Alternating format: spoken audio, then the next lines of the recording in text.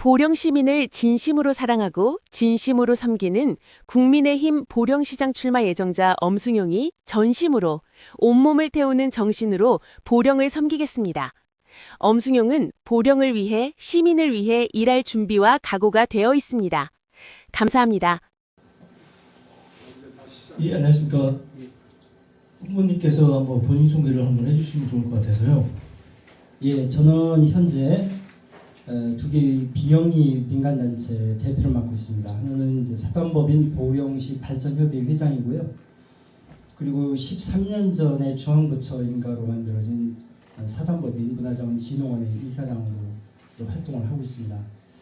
그리고 저는 이제 충청남도 보령시 남포면 창동에서 태어났고요. 보령에서 초등학교부터 고등학교까지 졸업을 하고, 그리고 대학교는 이제 서울에 가서 공부를 했고, 그리고 이제 마지막 박사학위는 이제 영국에서 받았습니다. 그리고 이제 행정고시를 통해서 중앙부처에 진출해가지고 뭐 청와대라든가 그리고 문화체육관광부 같은 중앙부처, 그리고 이제 그 뉴욕에 있는 그 유엔 본부에서 활동하는 유엔 대표부 외교관을 거쳤습니다. 그리고 이제 2011년도에 퇴직하고 이제 고향에 와서 고향 발전에서 저 나름대로 그 방식으로 활동을 하다가 그게 잘 안 돼가지고 코이카 즉 국제협력단 자문관으로 베트남 정부를 컨설팅해주는 활동을 지금까지 쭉 해오다가 최근에 김동일 시장님 선대위원장으로 활동을 하는 것이 계기가 돼서 보령에 되었고, 그 뒤로 쭉 보령에서 활동을 해왔습니다. 자, 오늘 토론은 무엇을 해주겠다는 약속을 듣기 위한 자리가 아니고요. 이 도시에 가장 큰 권한을 맡길 사람으로서 현실을 어떻게 인식하고 어디까지 책임질 수 있으며 무엇을 거부할 수 있는지를 검증하는 자리입니다. 시민 여러분께서 누가 말을 잘하는가 보다 무너져 있는 이 지역 경제 일터 사람은 줄고 이 도시에 내일을 붙잡을 손, 시민의 삶에 위험하지 않기를 바라는 마음으로 요청한 질문입니다. 그래서 이에 대한 답변을 잘 좀 해주셨으면 좋을 것 같습니다.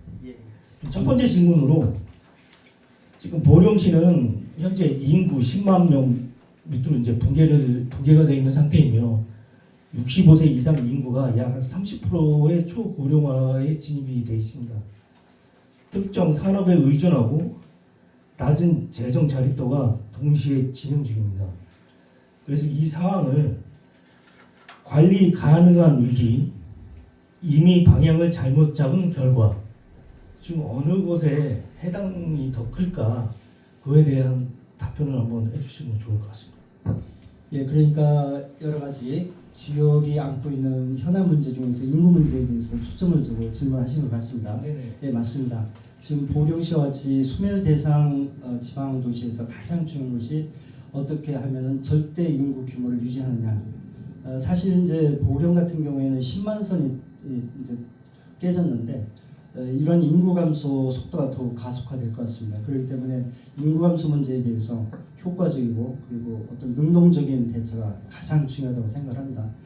중앙부처에서 하는 인구 대책과 지방정부에서 하는 인구 대책은 달라져야 한다고 생각합니다. 왜냐하면 중앙부처는 우리나라 인구 전체가 지금 줄어드는 출생률 저하라든가 고령화로 줄어든 문제에 대해서 대응하는 것이고, 이 지방정부에서는 시장 중심으로 해서 지역에 어떻게 하면 생활인구를 증가시키고 생활인구가 하루하루 보령과 같은 지역에 많이 체류를 하느냐, 그래서 그 생활인구가 거기서 경제활동에서 지역경제도 살리고 생활인구가 그 지역에 대해서 매력을 느껴가지고 정주인구가 되느냐, 그것이 가장 중요하다고 생각을 합니다. 그런 측면에서 어떤 부분이 문제가 있었냐고 했을 때, 이 인구 감소 문제를 너무 숫자로만 그것을 인식하는 것이 문제입니다. 뭐냐면은 돈을 주고 그 인구의 절대 숫자를 조금 더 늘려보려고 하는 단시한적인 그 정책이 지금까지 문제를 해결하지 못했다고 생각하는데, 생각해 보십시오. 보령에 온 사람들이 행복하게 살 수만 있는 조건이 형성이 된다면 그 사람들은 자연스럽게 옵니다. 그렇기 때문에 사람들이 행복한 보령에서의 삶을 어떻게 구가하느냐 그 조건을 충족시켜줘야 하는데 그것은 질적인 방법입니다. 그 부분에 대해서 저는 확고한 신념이 있고 구체적인 프로그램이 있습니다. 네, 감사합니다. 그럼 두 번째 질문으로 시인분께서 책임을 말하지 못하는 사람에게 권한을 맡길 수 없다는 취지에서 질문을 하신 겁니다. 보령시가 지금의 상태에 이르기까지 중앙정부 구조적 한계, 전임 행정이 모두 거론됩니다. 그렇다면 묻겠습니다. 시장이라는 자리는 어디까지 책임지는 자리라고 보십니까? 지금의 보령 상황 중 이것만큼은 시장의 책임이라고 말할 수 있다는 한 가지를 특정해 주십시오. 책임 영역 1개만 지목해 주시면 좋을 것 같습니다. 그 책임이 발생한 이유, 책임을 회피할 수 없는 이유를 말씀해 주시면 되겠습니다. 시장이 지방자치단체 장으로서 할 수 있는 일은 굉장히 많다고 봅니다. 그걸 소극적으로 생각한다면 그냥 행정 집행만 하는 어떤 소극적인 범위로 머무를 수 있고 적극적으로 나간다고 그러면은 중앙부처에서 어떤 탁상 행정으로서 문제가 있는 정책을 만들어서 지방정부에 집행하라고 내려왔을 때에도 제도 개선을 요구할 수 있을 정도의 적극적인 활동을 할 수 있다고 보거든요. 그렇기 때문에 시장이 할 수 있는 일이 어디까지냐? 그것은 굉장히 범위가 넓습니다. 지금 질문하신 가운데 지금 현재 보령 행정 중에서 어떤 특정을 해서 그 예를 들으시라고 했는데 저는 먼저 이런 말씀을 드릴 수가 있어요. 예를 들어서 그 대천 해수욕장 그 변에 소나무들이 많이 있었잖아요. 근데 그것들을 다 제거하고 그 땅을 다 팔아가지고 거기 횟집으로 가득 채웠어요. 그렇기 때문에 보령의 대천 해수욕장이 세계적으로 아주 그 조건을 좋게 가지고 있음에도 불구하고 현재 이슈가 되고 있는 시우산업, 시우관광의 아주 최적지가 되는데 그러한 어떤 자연 조건을 파괴함으로써 그걸 할 수 없는 그런 그 오류를 범했던 거예요, 과거에. 또 보령은 산업혁명에서 굉장히 중요한 역할을 했어요. 우리나라 산업화 과정에서.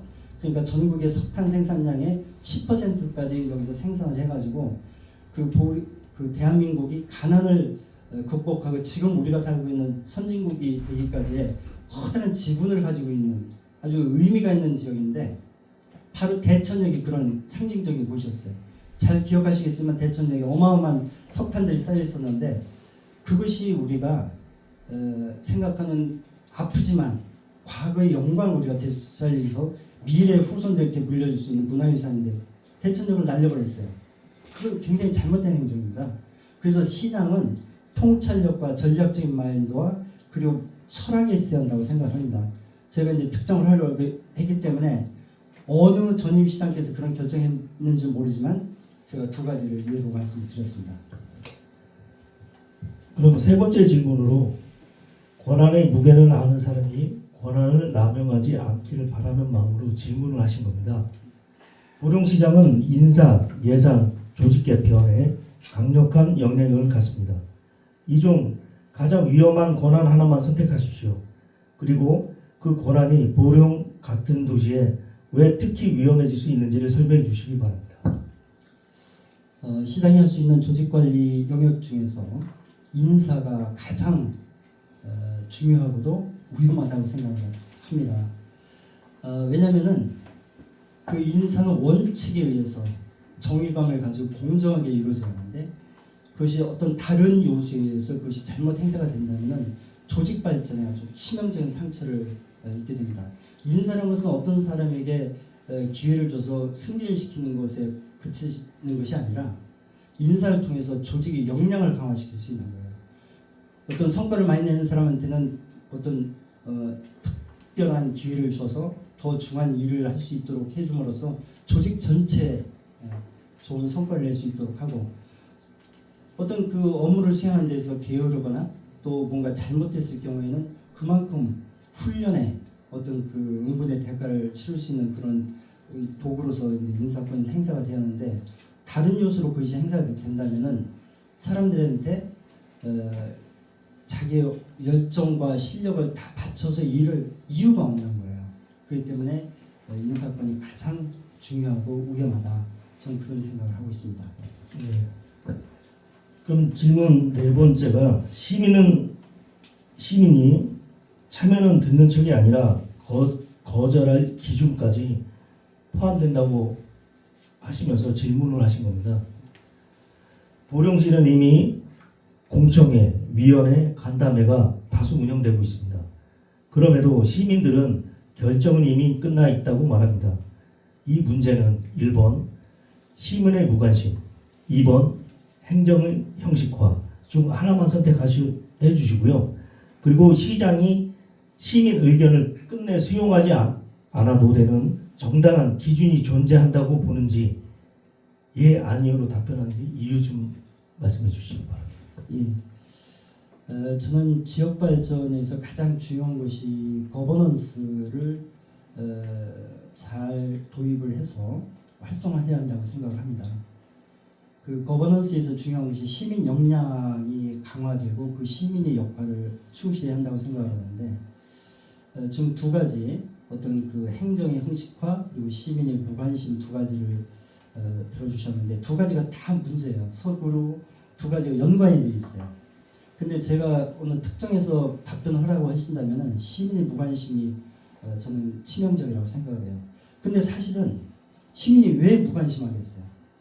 그 행정 돌아가는 걸 몰라서 그리고 자기가 무슨 목소리를 내봤자 별 도움이 안 되니까 이 사회 변화에 대해서 자기의 어떤 그 목소리가 그 보탬이 안 되기 때문에 거기서 포기하고 그 시민이 목소리를 못 내는 것이고 그러다 보니까 이제 무관심한 거 아닙니까? 그런데 그런 시민의 무관심을 유발한 것이 행정 투명성이 없기 때문에 그래요.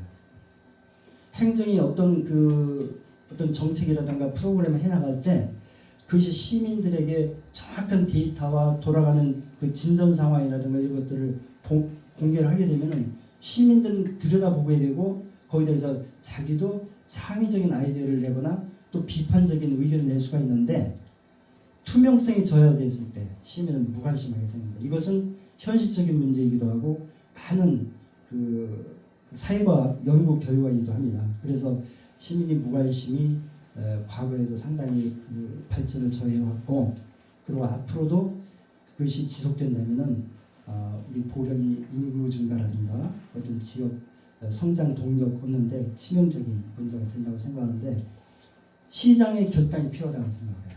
시장이 행정 투명성을 높이고자 하는 어떤 그 결단을 내린다면은 여러 가지 그 제도를 도입해서 단계적으로 시민들과의 교감 그리고 소통이 가능하다고 생각합니다. 그 다음 질문으로 문제를 정확히 짚지 못하면 개혁은 시작조차 할 수 없다고 시민들께서 또 다른 질문을 해주셨는데요. 보령시 행정은 문제를 몰라서가 아니라 알고도 못 바꾼다는 평가를 받습니다. 그 원인을 1번 역량 부족, 2번 책임 회피 문화, 3번 정치적 눈치, 4번 외부 통제 부재 중 하나를 특정해 주시고 그것이 사람의 문제인지 구조의 문제인지 명확히 구분해 주십시오. 마지막 그 질문부터 제가 답변을 드리겠습니다. 그건 구조적인 문제라고 생각을 해요.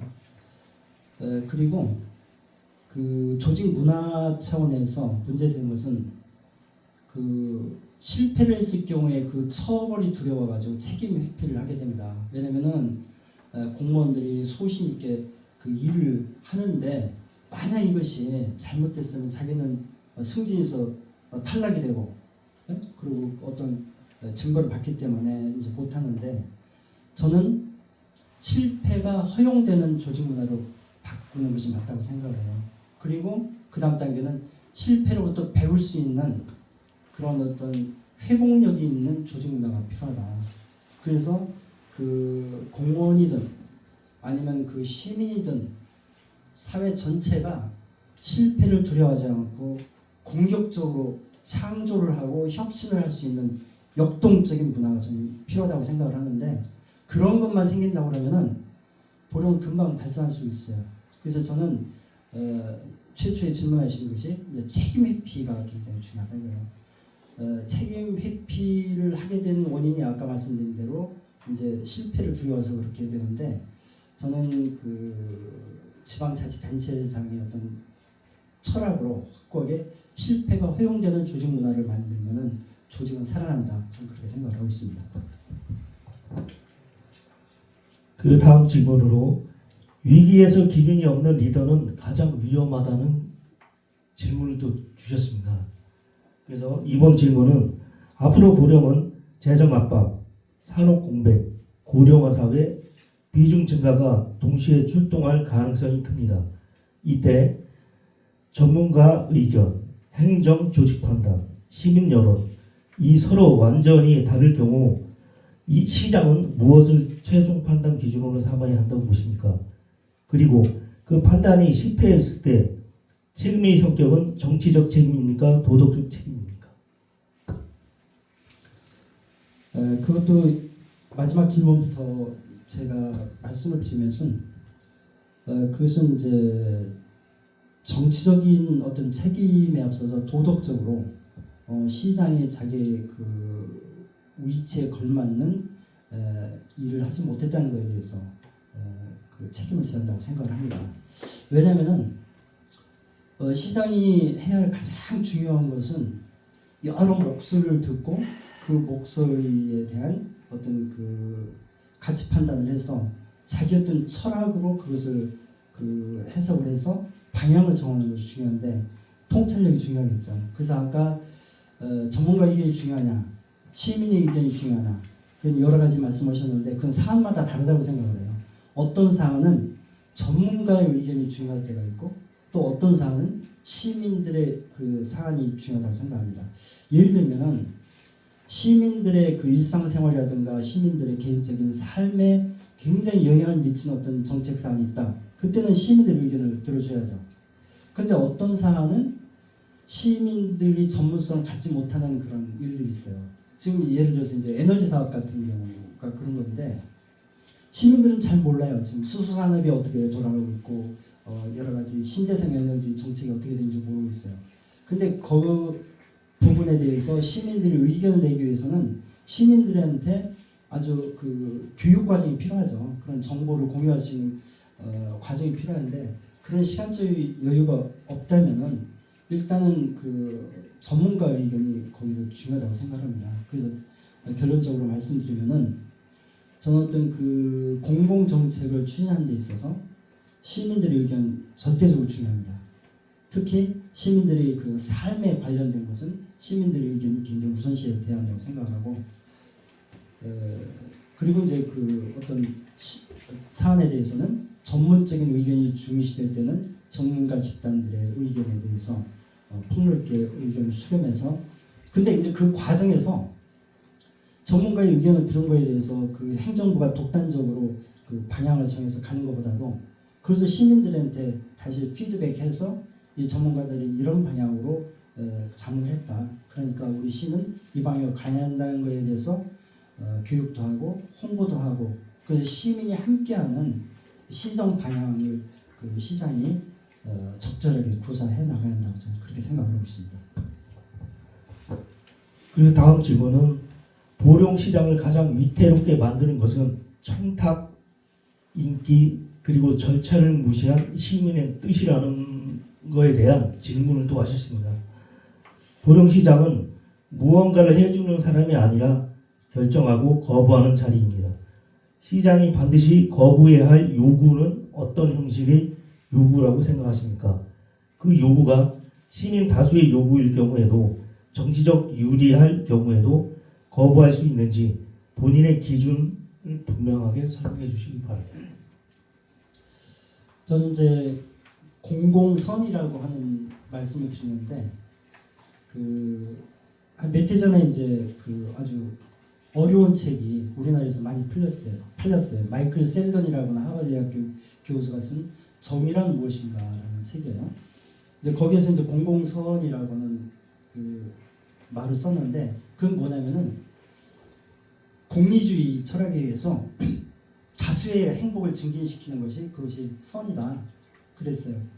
그래서 저는 아까 그 시장이 그 잘못된 판단을 하는 여러 가지 것 중에서 개인적인 그 청탁이라든가 이제 그 절차의 무시 그런 게 있는데 그것들이 다 복합적으로 가고 있습니다. 근데 결정하기 위해서는 그걸 아주 선명하게 그 판단 기준을 세우는데 그것이 공공선에 부합하면은 그것이 개인적으로 부탁이 왔던 어떤 그 절차가 갖춰져 왔던 간에 시장은 그것을 우선시해야 한다고 생각을 합니다.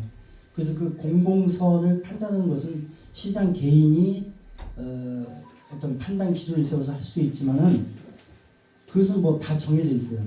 뭐냐면 법령이라든가 조례라든가 그런 제도화된 규칙이 있기 때문에 거기에 맞춰보면은 이것이 공공의 이익에 부합되느냐 부합이 안 되느냐 그건 판단할 수 있거든요. 그래서 저는 그런 여러 가지 그 시장이 잘못된 판단을 이룰 수 있는 어떤 부정적인 요소가 올 때 개인적으로 오든 아니면 어떤 절차에 따라서 오든 간에 공공선에 부합하느냐 그것을 판단해서 결정을 하는 것이 맞다고 생각합니다.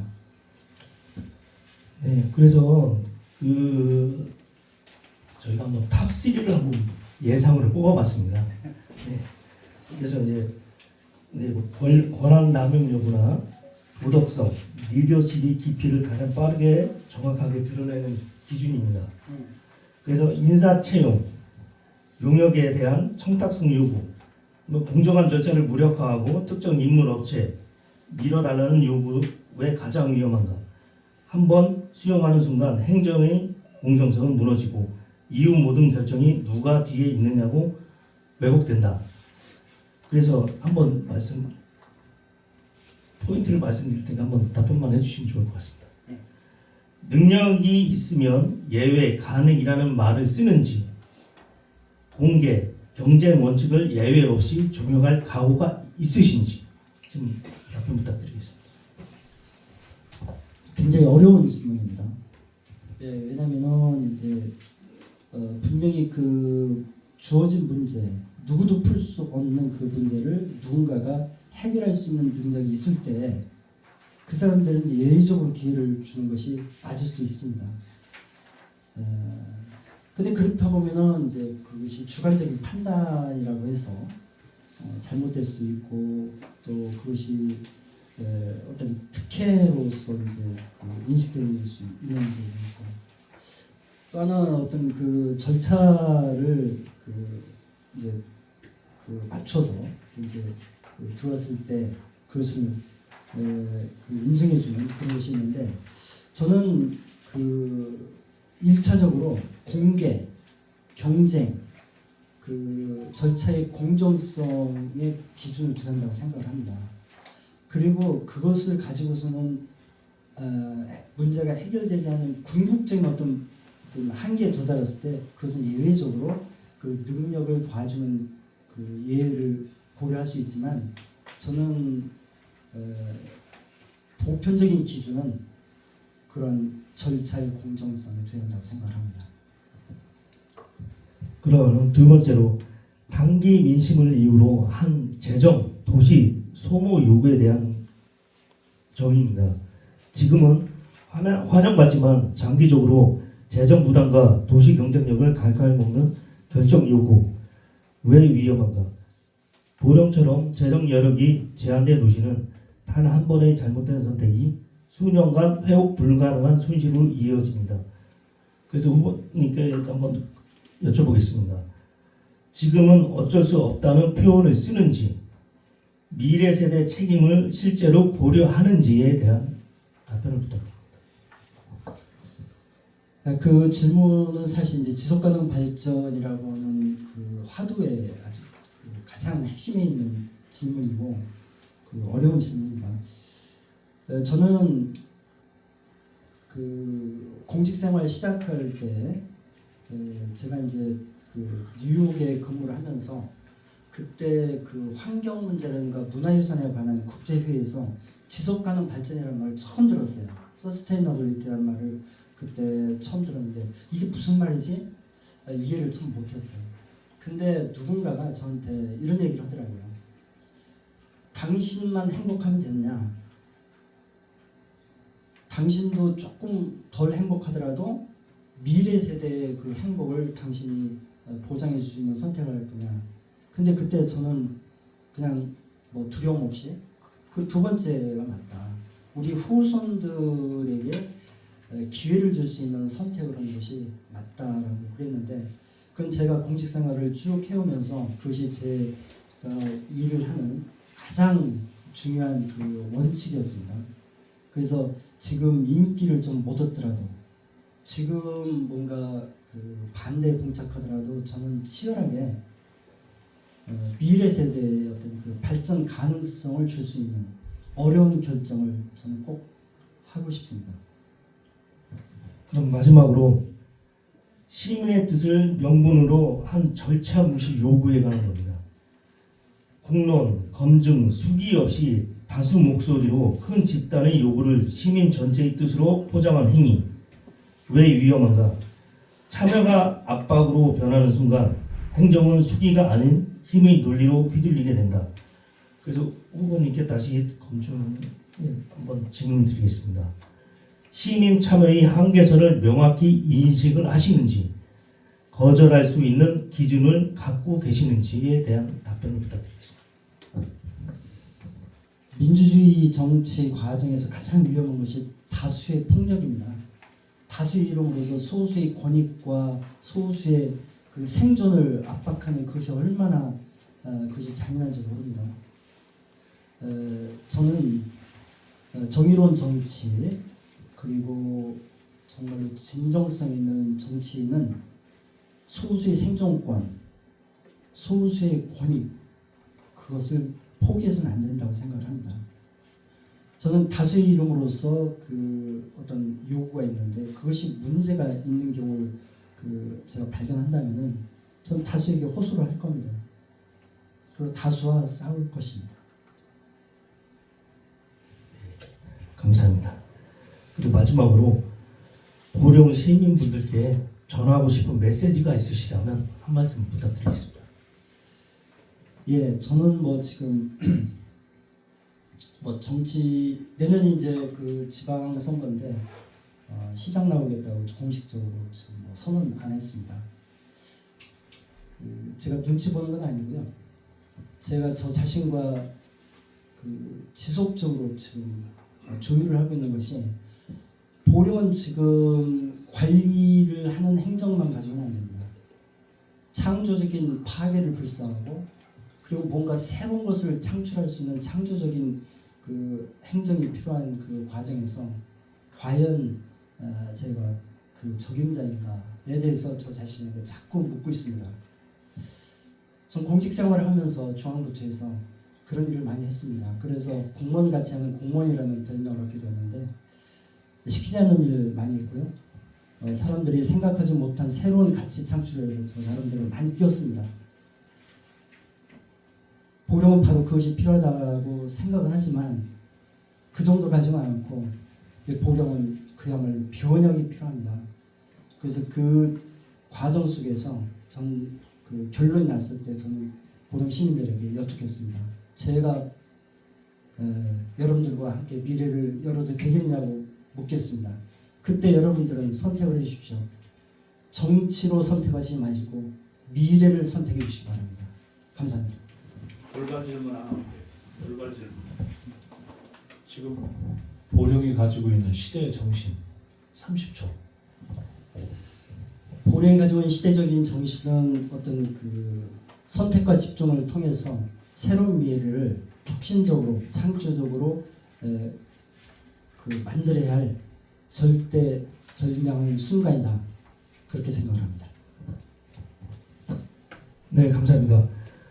시민이 중심이 되는 변화, 지속 가능한 보령의 미래, 보령시장 출마 예정자분의 공개 질의에 참여해 주셔서 감사합니다. 수고하셨습니다. 감사합니다.